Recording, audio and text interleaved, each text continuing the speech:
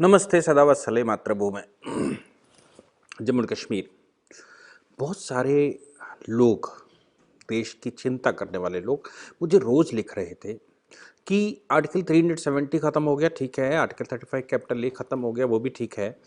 वहाँ लोग डोमिसाइल पा रहे हैं, वो भी बहुत अच्छी बात है। लेकिन राज्य के अंदर के लोगों की मानसिकता कैसे बदलेंगे? ये बहुत सारे लोग मुझे लिख रहे थे कि जिन लोगों की मानसिकता ही सांप्रदायिक आधार पर डेवलप हो गई हो, जो प्रदेश चलाने वाले लोग हो, आपने मुखिया बदल लिया, आपने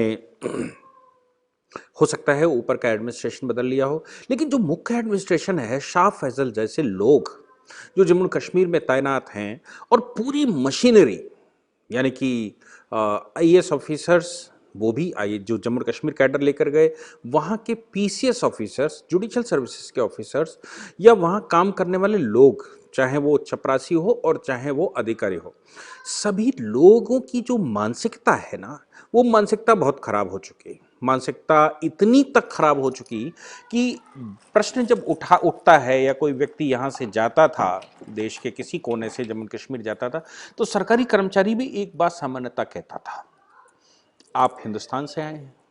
वहां ऑटो वाला, टैक्सी वाला ये कहता था कि आप हिंदुस्तान से आए।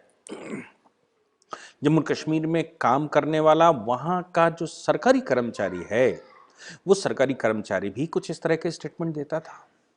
और ये तो जग जाहिर बात है कि जम्मू कश्मीर पुलिस ने एक्शन के साथ साथ जितना नुकसान किया, उतना नुकसान शायद ही किसी डिपार्टमेंट ने जम्मू कश्मीर में किया। यह जम्मू कश्मीर का जो सरकारी कर्मचारी महकमा है, उस सरकारी महकमे ने जितना नुकसान किया जम्मू कश्मीर का और देश का, उतना शायद ही किसी ने किया हो।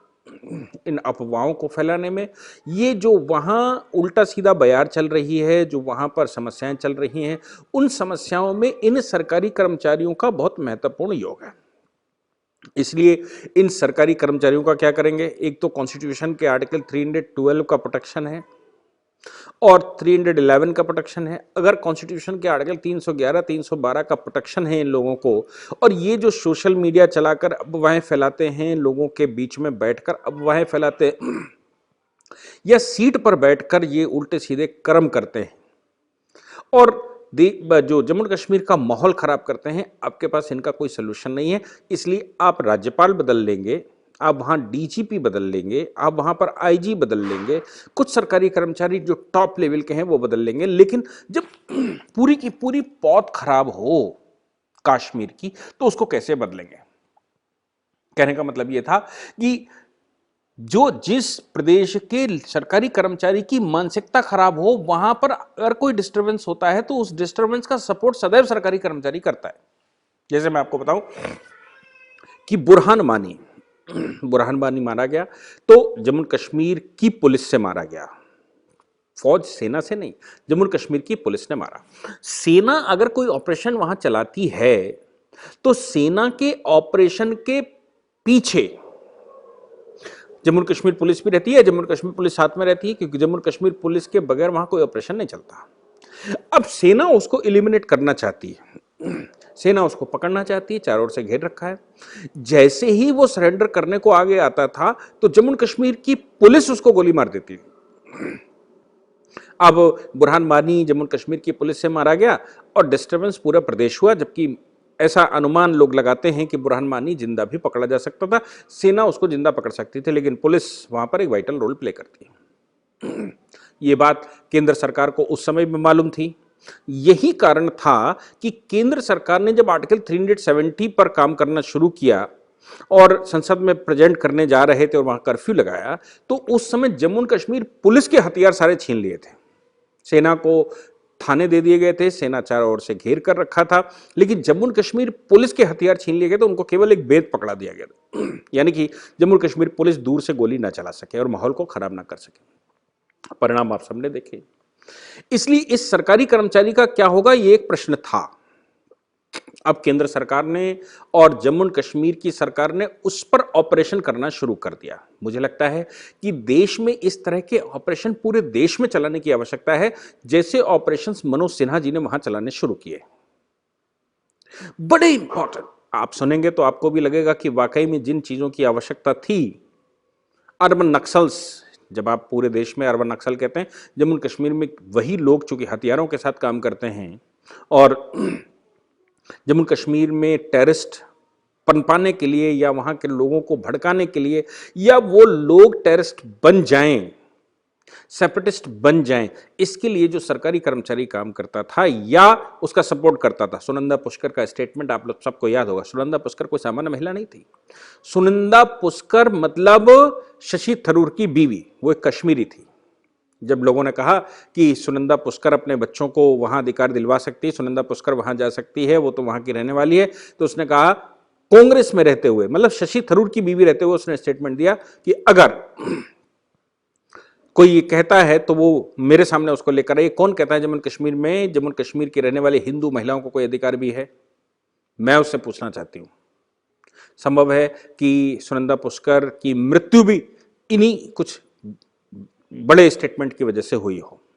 वो इन्वेस्टिगेशन का पार्ट है, पुलिस उस पर इन्वेस्टिगेशन कर रही है, हालांकि शशि थरूर उसमें फंसे हुए हैं, इन्वेस्टिगेशन चल रहा है। लेकिन जम्मू कश्मीर के विषय पर उसने जो खुलकर बोलना शुरू किया था, क्योंकि वो कश्मीरी थी इसलिए खुलकर बोलना जो शुरू किया था, वो बताता है कि जम्मू कश्मीर में अगर हिंदू कोई भी अपनी पीआरसी मांगने जाता था उस समय, तो चूंकि अधिकारी वर्ग सारा एक पर्टिकुलर समाज का बैठा होता था, इसलिए वो उसको एनओसी नहीं देता था, उसको पीआरसी नहीं देता था।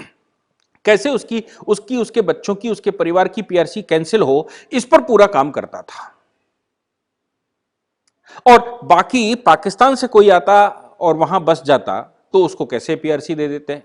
रोहिंग्याओं का मामला आपने देखा ही होगा कि रोहिंग्या आजकल वहां से क्रॉस वेरिफिकेशन के चक्कर में वहां छोड़ छोड़ कर जा रहे हैं। क्यों? क्योंकि रोहिंग्यास को भी जम्मू कश्मीर सरकार ने पीआरसी देकर रखी, और जब वो पीआरसी क्रॉस चेक होनी शुरू की डोमिसाइल के चक्कर में, और सरकार ने पीआरसी खत्म करके डोमिसाइल शुरू किया, और उस डोमिसाइल बनाने की प्रक्रिया में पीआरसी के जो डॉक्यूमेंट्स बनाए गए थे उन डॉक्यूमेंट्स का वेरिफिकेशन करना शुरू किया, तो ये सब पकड़ में आ गए। यानी कि हिंदुओं को वहां पर नागरिक जो निवासिता है वो खत्म हो, और बाकी संसार के किसी भी हिस्से से एक पार्टिकुलर संप्रदाय के लोग अगर जम्मू कश्मीर में घुस जाएं तो उन लोगों को वहां नागरिकता, वहां निवासिता देना, और उस निवासिता के आधार पर वो राष्ट्रीय नागरिकता क्लेम करें।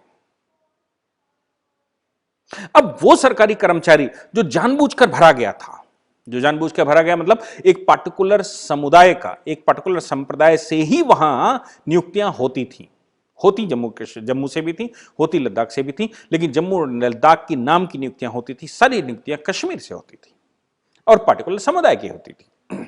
इसलिए सरकारी कर्मचारियों में 90% एक पार्टिकुलर समुदाय, उस 15,000 स्क्वायर किलोमीटर, 10 या 10,000 स्क्वायर किलोमीटर से लगभग नियुक्तियां होती। न लद्दाख से ज्यादा नियुक्तियां होती, न जम्मू से ज्यादा नियुक्तियां होती। क्यों? क्योंकि एक नेक्सस बना हुआ था, हम लेंगे अपनों को, अंधा बाटे राबड़ी रेबड़ी अपने अपने को दे, अपनों को ही देंगे, अंधे हैं लेकिन अपना अपनों को देंगे। रोशनी एक्ट उसमें से एक इलस्ट्रेशन था। जम्मू कश्मीर बैंक घोटाला एक इलस्ट्रेशन है। महबूबा मुफ्ती के द्वारा सरकारी फंड, मुख्यमंत्री का फंड अपनी मां को ट्रांसफर करना, इलस्ट्रेशन है। हुर्रियत को पैसे जाना, इलस्ट्रेशन। अब जो सरकार ने करना शुरू किया, इस समय एक ऑर्डर किया, अप्रैल से वो लागू हुआ। आप लोग जानकर बड़ा खुश हो जाएंगे उस ऑर्डर को। मनोज सिन्हा जी ने दो काम शुरू किए। एक तो उन्होंने एक पब्लिक स्टेटमेंट में कहा कि भाई जिन कर्मचारियों की भी 22 साल की नौकरी हो चुकी है, 22 ईयर्स, 22 मतलब 11 मल्टीप्लाइड बाय 2, 11 साल का दान होता है, जिनके 2 दान हो चुके हैं, 11 दूनी 22, 22 साल की जिनकी नौकरी हो चुकी है, उनकी इफिशियंसी टेस्ट होगा और पिछले 22 साल का रिकॉर्ड उनका देखा जाएगा कि वो अब काम करने लायक हैं भी कि नहीं है। यानी कि पिछले 22 वर्षों में वो क्या करते रहे, पिछले 22 वर्षों में उनकी प्रोडक्टिविटी कितनी आई।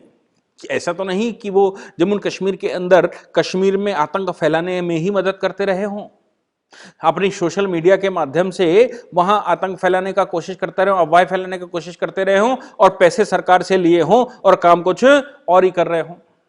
इसलिए पहली बात तो यह है कि जो लोग 22 साल की नौकरी कर चुके हैं उनकी इफिशियंसी टेस्ट होगा कि उन्होंने 22 साल में क्या किया, और उसके आधार पर उनको क्या परमानेंट रिटायरमेंट देना है, उनको कुछ हफ्ते के लिए रिटायरमेंट देना है, उनकी इफिशियंसी क्या है, क्या करना है, इस पर काम करेंगे। ये कोई बहुत बड़ा इशू नहीं है, सारे प्रदेशों में ये सरकारें करती ही हैं कि भाई कैसे इफिशिएंसी टेस्ट किया जाए और परमानेंट रिटायरमेंट देती हैं, जिसको कंपलसरी रिटायरमेंट कहते हैं। दूसरा काम जो जम्मू कश्मीर प्रशासन ने शुरू किया वो बड़े काबिल तारीफ है। उन्होंने कहा कि सभी सरकारी कर्मचारियों को, जो भी जम्मू कश्मीर में सरकारी कर्मचारी है, उसको जम्मू कश्मीर सीआईडी से no dues no objection certificate लेना होगा। जम्मू कश्मीर सीआईडी का मतलब हो गया है Jammu Kashmir crime intelligence department या जम्मू कश्मीर सीआईडी। अब क्रिमिनल इंटेलिजेंस डिपार्टमेंट से लेंगे।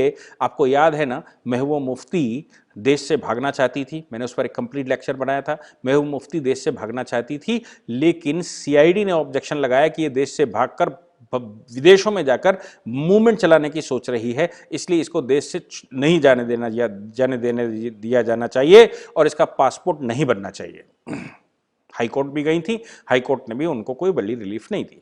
तो जम्मू कश्मीर सीआईडी। अब यह कहा गया कि किसी भी सरकारी कर्मचारी को अपनी सैलरी अगर लेना है तो उस सैलरी से पहले उसको सीआईडी से अप्रूवल, नो ऑब्जेक्शन सर्टिफिकेट लेना होगा। वो जब तक नो ऑब्जेक्शन सर्टिफिकेट सीआईडी से नहीं लगाएगा तब तक उसको सैलरी रिलीज नहीं होगी। तीसरा ऑर्डर ये कि कोई भी सरकारी कर्मचारी के सोशल मीडिया अकाउंट्स की डिटेल उसको सीआईडी को देनी ही होगी।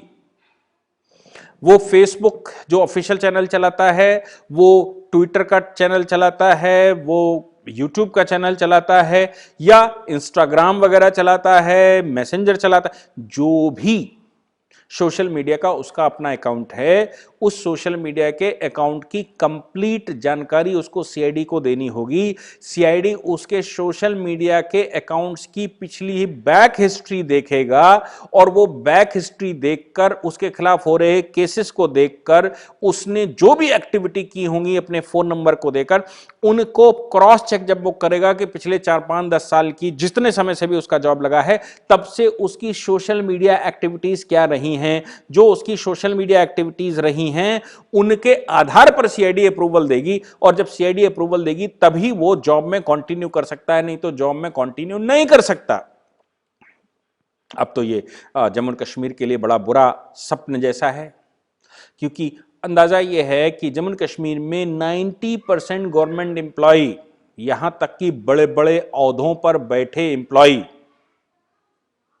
संप्रदाय के आधार पर भारत सरकार का विरोध करते रहे, भारत के विरुद्ध गतिविधियां चलाते रहे और अपनी रोटियां वहां सेकते रहे।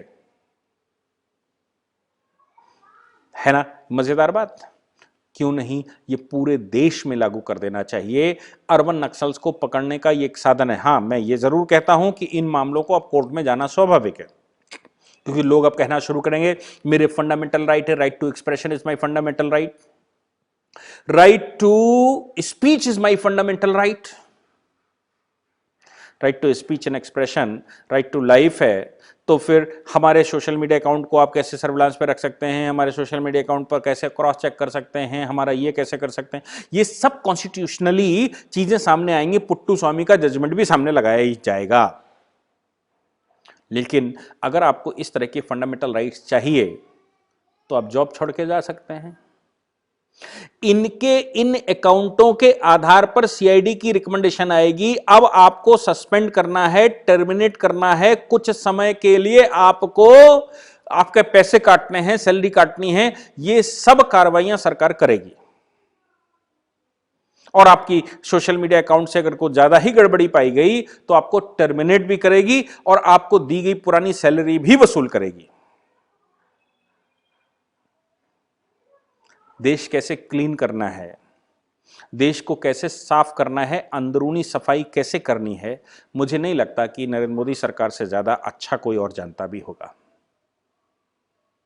यह ऑर्डर जम्मू कश्मीर के लिए मनोज सिन्हा जी, जो वहां पर उपराज्यपाल हैं, मनोज सिन्हा जी के करकमलों से चल रहा है। और मनोज सिन्हा जी के बारे में मैं आपको बता दूं, ही इज एन IITian, वो IIT से इंजीनियर हैं देश की सेवा करने के उद्देश्य से वो संघ आरएसएस के साथ जुड़े, फिर वो भारतीय जनता पार्टी के साथ जुड़े और वो उनके साथ काम करते रहे। संघ के साथ काम करते करते वो इस मुकाम पर पहुंचे कि वहां उपराज्यपाल बने और उपराज्यपाल बनते हुए टेक्नोलॉजी का भरपूर इस्तेमाल कैसे किया जाए, लोगों को इलिमिनेट करने के लिए, लोगों को चिन्हित करने के लिए, लोगों को पहचानने के लिए वो पूरा कर रहे हैं।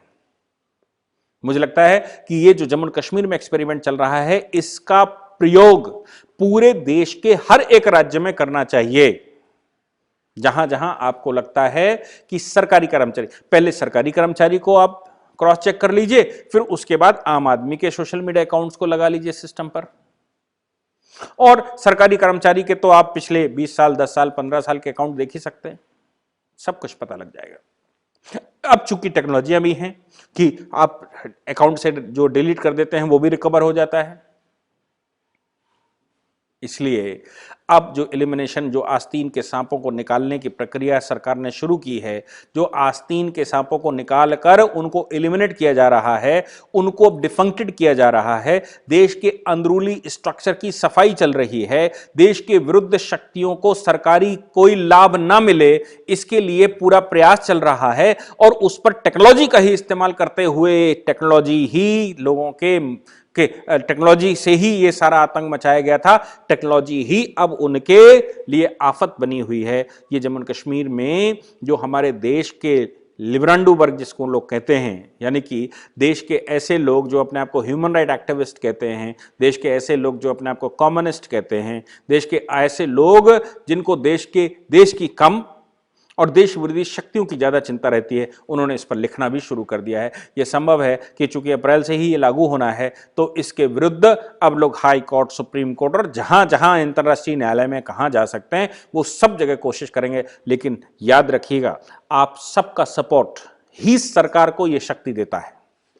आप सबके द्वारा ये सोशल मीडिया पर जो वॉइस उठकर आती है, यही सरकार को शक्ति देती है और सरकार बड़ी प्रतिबद्धता के साथ, पूरी शक्ति के साथ आपका साथ चाहती है और फिर वो कठोर निर्णय लेकर आगे बढ़ती है। वो करते रहना चाहिए, तभी सरकार इस प्रकार की सफाइयां कर सकेगी। आप सभी को बहुत बहुत धन्यवाद और सरकार के इस कृत्य के लिए शुभकामनाएं।